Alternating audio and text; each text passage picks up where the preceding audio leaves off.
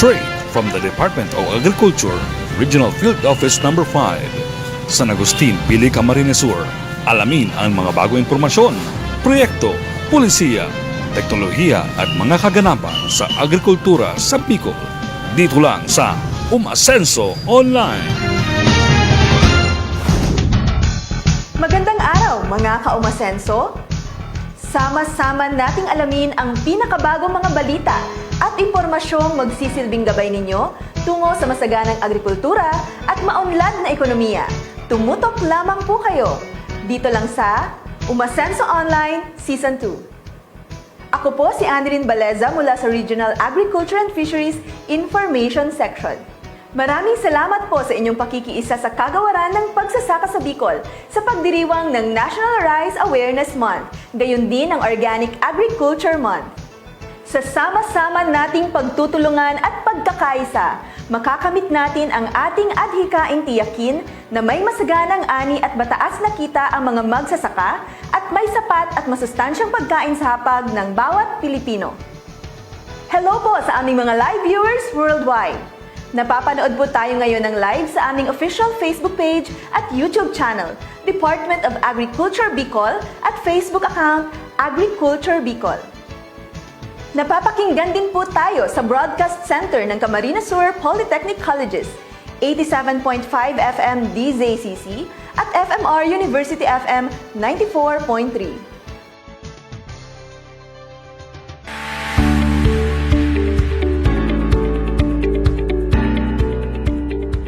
To all Bicolanos, I enjoin you to watch the Day Region 5 social media program, Umasenso Online, every Monday at 10 a.m. via their Facebook page, Department of Agriculture, Bicol. Be updated on the program, new policies and technologies in agriculture.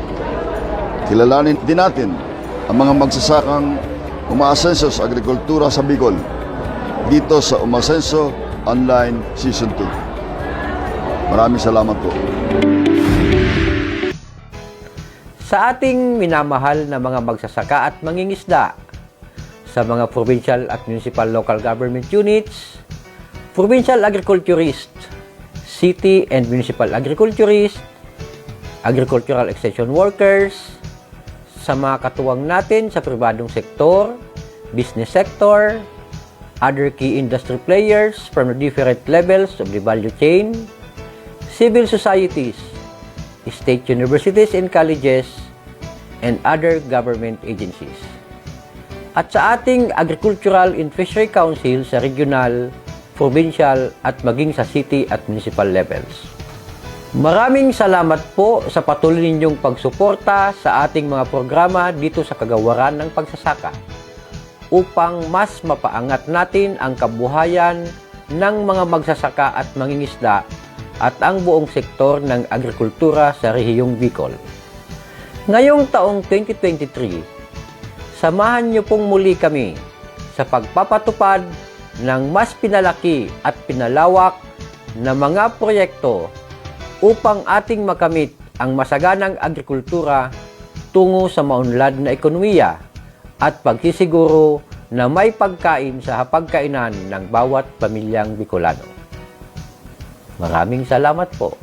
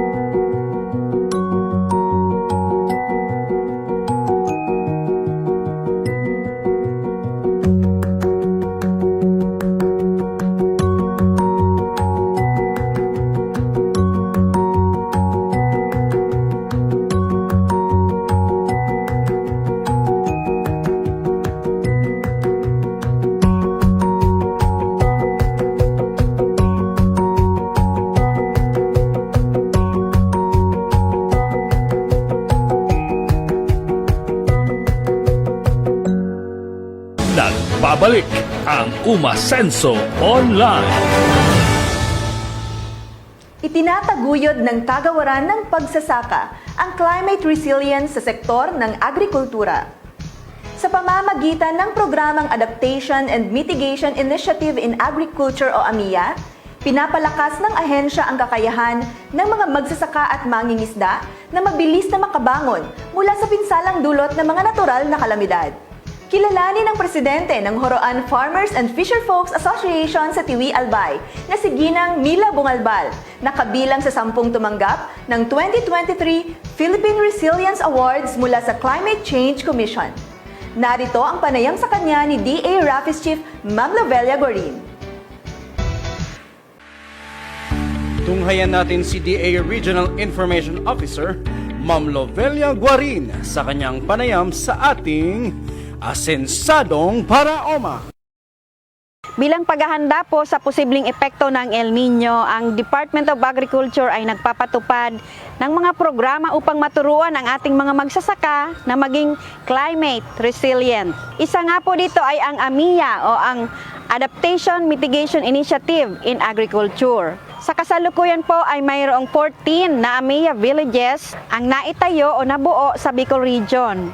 Napili po ang mga lugar na ito dahil sa kanilang vulnerability sa mga extreme weather conditions tulad ng pagbaha, landslide, tagtuyot at pagpasok ng tubig alat. At nandito po tayo ngayon sa Horoan, Tiwi, Albay. Ito po ay isa sa 14 AMIA villages sa Bicol. Kilalanin po natin ang pinakaunang recipient ng Philippine Resilience Award organized by the Climate Change Commission, si Ginang Mila V. Bungalbal, Presidente ng Horoan Farmers and Fisherfolks Association. Good morning, Ma'am Mila. Good morning po, Ma'am Love.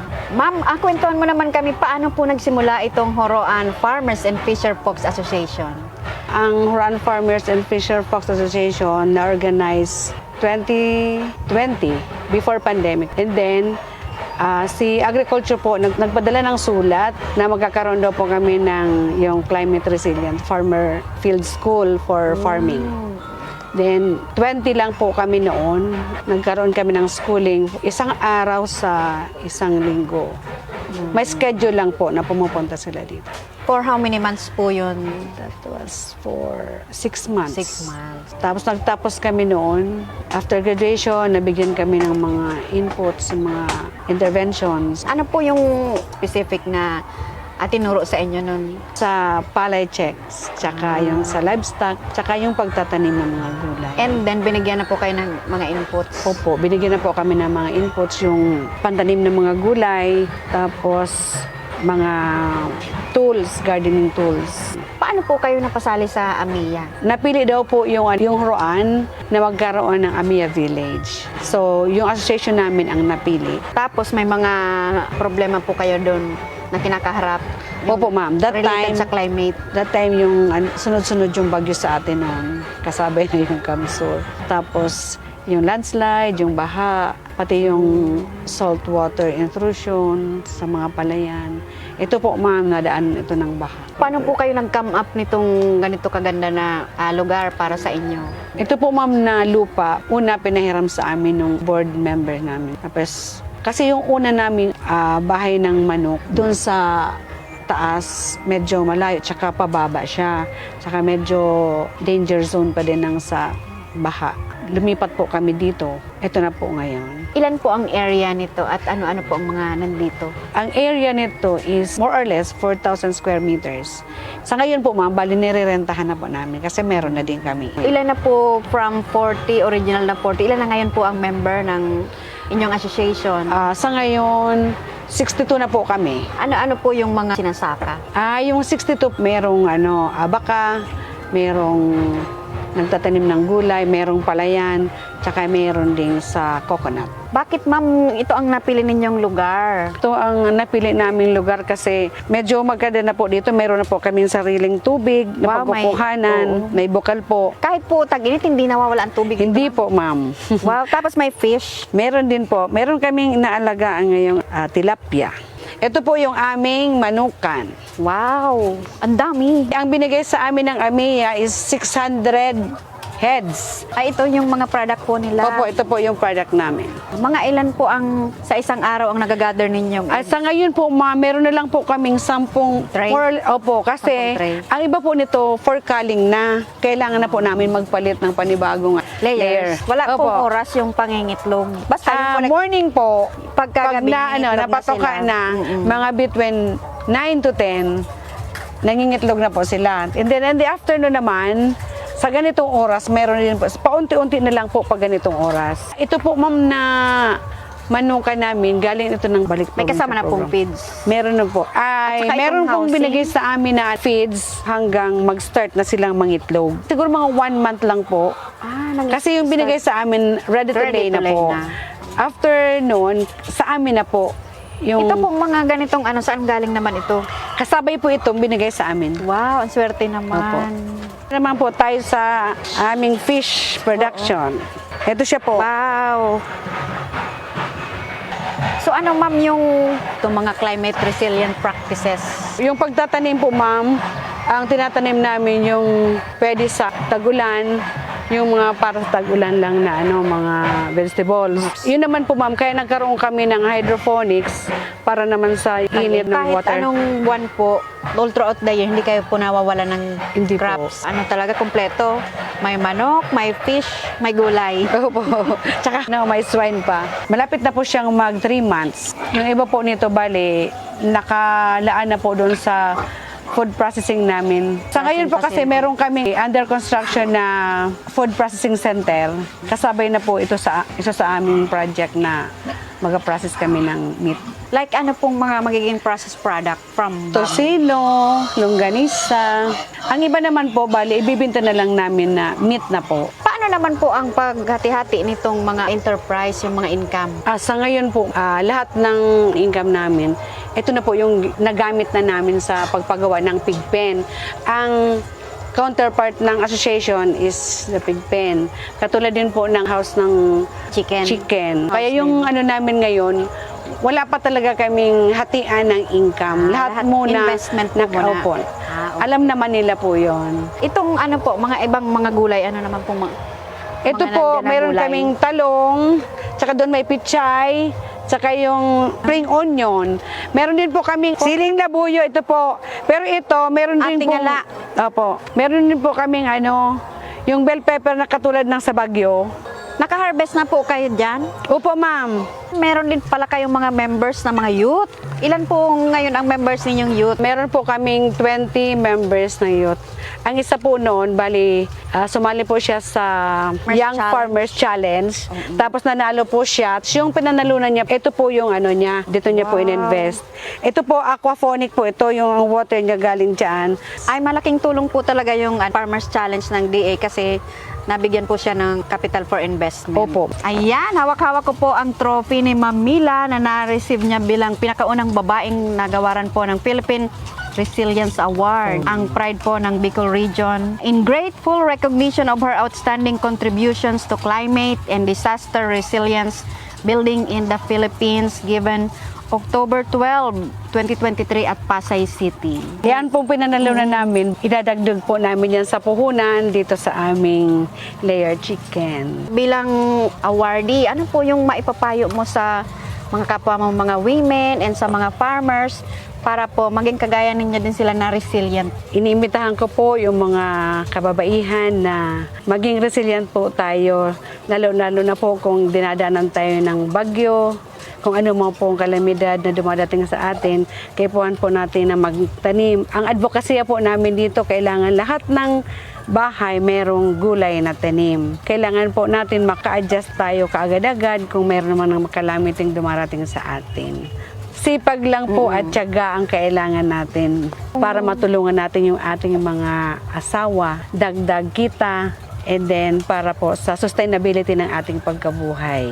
Thank you very much po sa AMIA. Malaking tulong po sa amin ang AMIA sa pagtulong sa amin dito sa aming mga kadagdag kabuhayan, sa mga interventions at sa mga trainings na binibigay nila sa amin. Tulong-tulong po kami para mapaunlad din po namin ang binigay sa amin ng ating gobyerno through DA AMIA.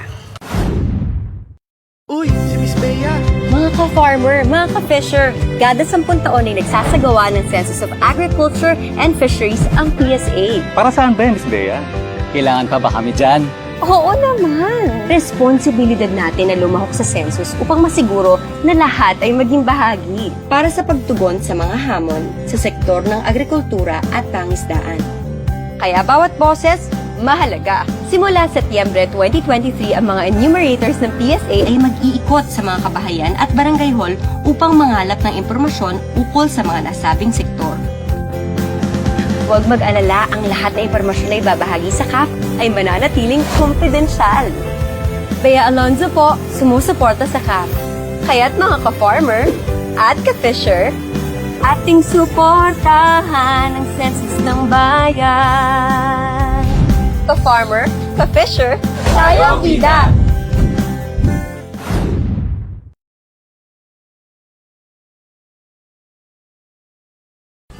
Anong baon mo? Meron akong cookies, juice, at chips. Ikaw? Meron akong apple, biscuit, water, at puting mais. Puting mais? Bakit meron ka? Sabi kasi ni Mommy, ang puting mais ay sagana sa nutrisyon. At nagbibigay sa akin ng energy. Pagod na ako. Buti ka pa, mabilis ka tumakbo at di ka mabilis mapagod. Kaya nga lagi akong kumakain ng puting mais para iwas sakit at pure energy para sa batang maliliit. Ito, kain ka din. Nagbabalik ang Umasenso Online para sa ating mga umaarangkadang balita.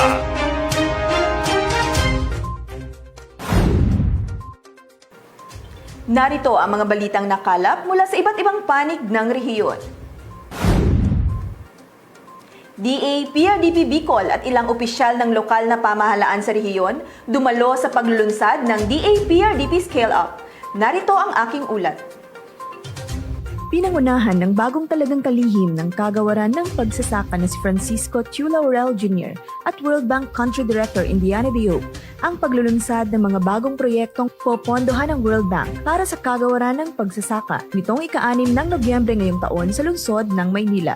Kabilang narito ang Philippine Rural Development Project Scale Up, Mindanao Inclusive Agriculture Development Project o MIADP at ang Philippine Fisheries and Coastal Resiliency o Fish Core Project. Personal na tinanggap ng mga lokal na opisyal ng mga kalahok na LGU at ng Department of Agriculture, Philippine Rural Development Project, Regional Project Coordination Office sa Bicol sa pangunguna ni Regional Executive Director Rodel Tornilla at Deputy Project Director Adelina Losa ang sertipiko bilang katibayan sa inilaang pondo ng pamahalaan para sa kanilang proyekto. Kabilang sa mga dumalo sa nabanggit na pagtitipon ang Municipal Project Management and Implementation Unit ng Pulangi Albay na magpapatayo ng Infrastructure Development o iBuild Sub-Project na may Suwa to Balinad, Farm to Market Road, MPMIU ng Vinsons Camarines Norte na magpapatupad ng proyektong Establishment of Vinsons Slaughterhouse sa Vinsons Camarines Norte at ang City Project Management and Implementation Unit ng Iriga City, Camarines Sur na may proyektong upgrading and rehabilitation ng Iriga AA Abattoir. Ipinaabot naman ni DA Secretary Laurel ang mensahe ni Pangulong Ferdinand Marcos Jr. para sa World Bank at sa lahat ng dumalo sa okasyon. Aniya, malaki ang kontribusyon ng mga ipapatupad na proyektong pang-agrikultura upang iangat ang ekonomiya at kalidad ng pamumuhay ng mga Pilipino, lalo na ng mga magsasaka at mangingisda. Siniguro rin ng kalihim na patuloy na magpupunyagi ang ahensya upang mapaunlad at matulungan ang sektor ng agrikultura sa bansa. On behalf of the President, I thank and acknowledge the World Bank, all other development partners, not only for funding these programs, but also for the unwavering support they have given to this administration in its pursuit.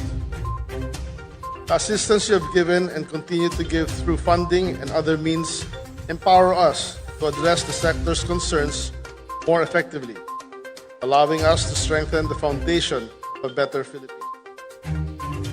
Therefore, the Department of Agriculture will create, install, and enforce proper monitoring and evaluation mechanisms to ensure that the objectives of these projects are achieved and sustained. We will also do our best to strengthen the trust and partnership we share with the LGUs and the private sector to expand access to technology, align local and national strategies, and create a deep and lasting impact on the lives of our farmers and folks. The President has mentioned numerous times that the agriculture and food security are matters of existential and ethical imperative. The government would therefore spare no ounce of effort nor resource to ensure that we meet the needs of the diligent hands and hearts of the people that feed the entire nation. That is why, for 2023, Department of Agriculture has allocated a total of 4.73 billion pesos for large-scale agriculture, fishery mechanization. We hope that our endeavors will inspire our beneficiaries and stakeholders to make use of these projects to improve their livelihood. Let me emphasize that these initiatives are not meant to create dependence on government assistance, but to foster the creative and entrepreneurial mindset of our beneficiaries, as well as provide enabling mechanisms that will make the agricultural and fishery sector resilient, sustainable for years to come. As I end, I remind everyone here of our important role modernizing and transforming the agriculture industry. With all of us working together, sharing the same vision, the only thing left to do is to move forward. Press on, see that all our initiatives will push through.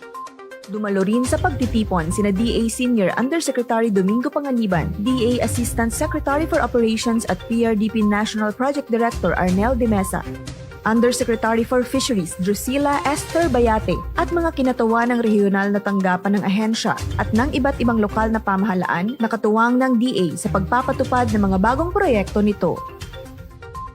Ang PRDP Scale Up ay ang pinalawak na bersyon ng PRDP na sinimulan noong 2014. Ang 600 milyong dolyar na halaga ng mga proyekto sa PRDP Scale Up ay manggagaling sa pautang mula sa World Bank.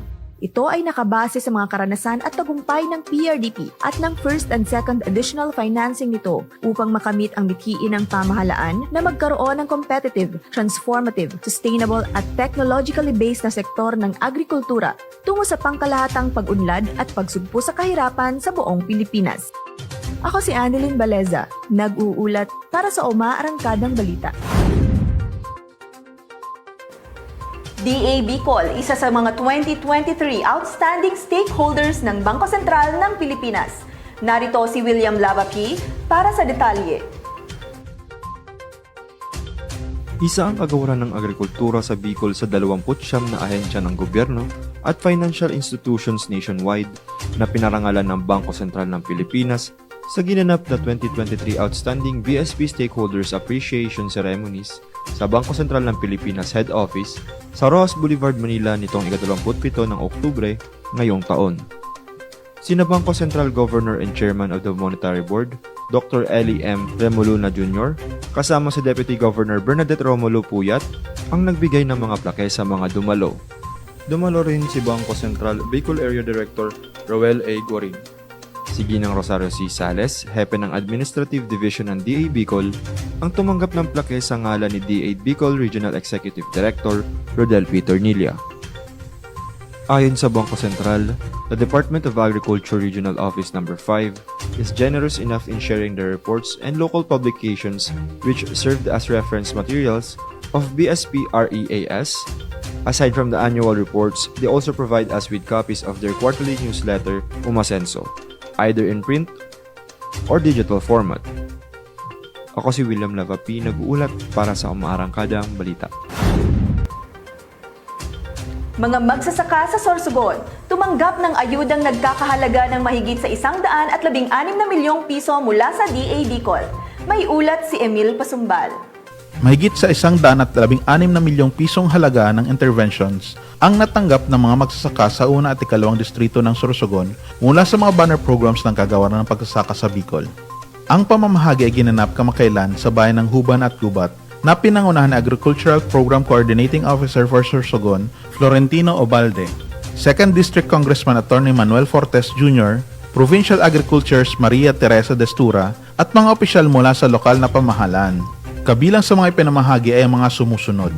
mula sa rice program, binhi, fertilizer discount voucher, at agricultural inputs na pinondohan mula sa Quick Response Fund, mga biik mula sa Livestock and Poultry Program, High Value Crops Development Program, assorted vegetable seeds, cacao seedlings at garden tools.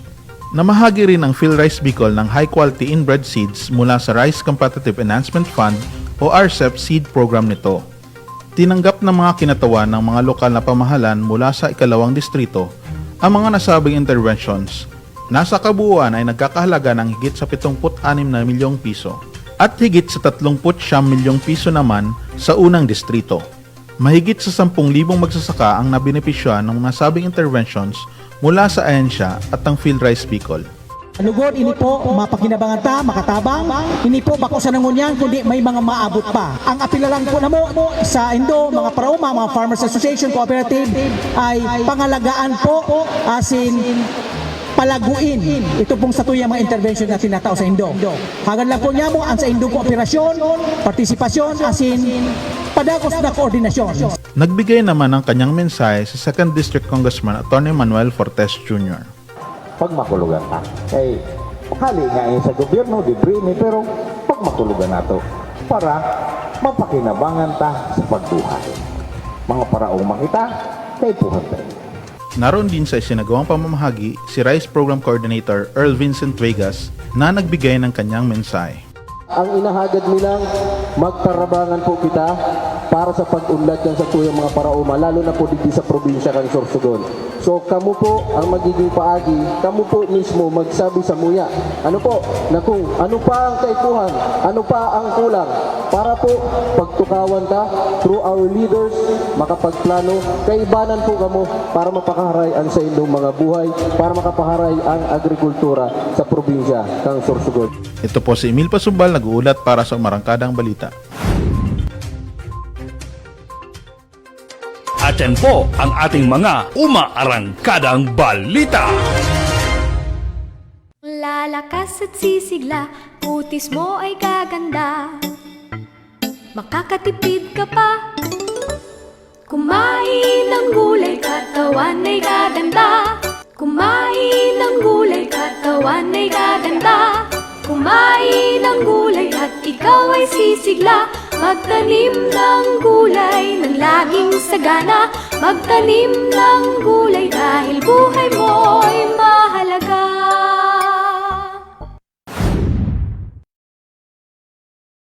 Isa ka pa rin ba sa mga magsasaka nagtatanim ng 100 to 150 kilo ng bini ng palay kada ektarya? Alam mo bang bukod sa mas napapagastos ka ay mababang kalidad ng palay ang iyong aanihin? Kundi ng 40 kg na dami ng high quality inbred o certified seeds na rekomendado ng DA sa bawat ektarya. Makakatipid ka na, makakasiguro ka pang 85% nito ay tutubo o higit pa. Maaari ito sa dalawang paraan ng pagtatanim, transplanting o kaya direct seeding. Para sa inyong mga katanungan, makipugnayan sa DA Bicol, kaya bisitahin ang DA Regional Field Office sa San Agustin Pili, Camarines Sur. Nagbabalik ang Umasenso Online. Bantay Presyo. Narito na ang mga bagong presyohan sa merkado ngayong araw ng Huwebes, ika-9 ng Nobyembre ngayong taon. Sa Tabaco City Public Market, ang well-made rice ay 45 pesos per kilo. Pork liempo, 280 pesos. Tilapia, 150 pesos. Galunggong, 200 pesos. Whole chicken, 200 pesos. Egg medium size, 8.25 per piece. Ampalaya, 100 pesos. Tomato, 100 pesos. Cabbage, 150 pesos. Pechay Bagyo, 80 pesos. At sa red onion lokal, 160 pesos. Sa Iriga City Public Market naman, ang well-made rice ay 47 pesos per kilo. Pork liempo, 270 pesos. Tilapia, 160 pesos. Galunggong, 200 pesos. Whole chicken, 200 pesos. Egg medium size, 8 pesos per piece. Ampalaya, 80 pesos. Tomato, 100 pesos. Cabbage, 130 pesos. Pechay Bagyo, 100 pesos. At sa red onion lokal, 160 pesos. Sa Sorsogon City Public Market, ang well-made rice ay 50 pesos per kilo. Pork liempo, 260 pesos. Tilapia, 180 pesos. Galunggong, 240 pesos. Whole chicken, 200 pesos. Egg medium size, 8 pesos per piece. Ampalaya, 80 pesos. Tomato, 120 pesos.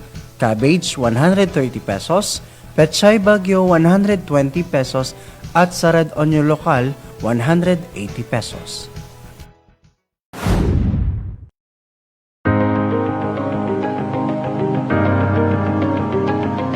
Kapantay ng pagnanais ng pamahalaan na pagyamanin ang sektor na bumubuhay sa pambansang ekonomiya, patuloy na nagsusumikap ang ating mga magsasaka at mangingisda upang kamtin ang kasaganahan para sa lahat. Marami mang balakid, patuloy silang kumikilos tungo sa Pilipinas na may masaganang agrikultura at maunlad na ekonomiya. Mabuhay ang mga food heroes ng bansa! Ikinararangal kayo ng lahing Pilipino.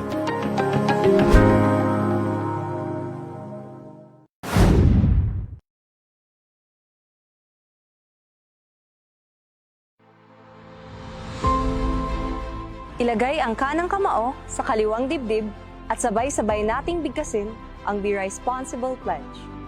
Bilang isang mamayang Pilipino, abakada ng Be Responsible ay isa sa puso at susundin ko.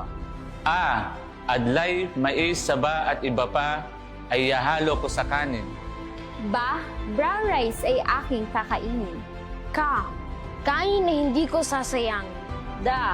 Dapat bigas ng Pilipinas ang aking bilhin. Aking isa sa puso ang panatang ito nang mapabuti ang ating kalusugan.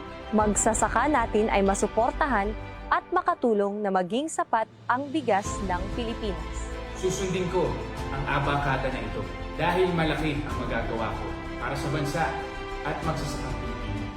Sa bawat bigas o kanin na aking matitipid ay may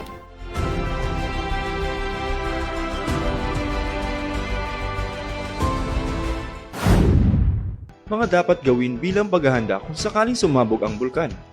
Maghanda ng mga supply kit tulad ng flashlight, whistle, tubig, sapat na pagkain, face mask, blankets, sturdy shoes, damit o jacket, power bank, radyo at ekstrang baterya, pera, tools tulad ng wrench, pliers and screwdriver, can opener, maps, cellphone and charger, duct tape, and waterproof containers. Makipag-ugnayan sa municipal agriculturist hinggil sa posibleng kakailanganin sa mga taniman. Magpasigurong magparehistro sa Philippine Crops Insurance Corporation sa mga bago pa lamang na tanim. Palaging makinig sa radyo or sa TV para sa mga updates. At dyan po nagtatapos ang aming Season 2 40th episode, mga kaumasenso. Sa ngalan ni DA Bicol Regional Executive Director Rodel Tornilla at Traffic Chief Ma'am Novelia Guarin, maraming salamat po sa inyong pagsubaybay. Gamit ang hashtag na Umasenso Online, hashtag Agribalita sa Bicol at hashtag UO Season 2, i-like, i-heart at i-share niyo po ang aming 40th episode ngayong araw. Magkita-kita po tayong muli sa susunod na Lunes. Dito lang sa Umasenso Online Season 2.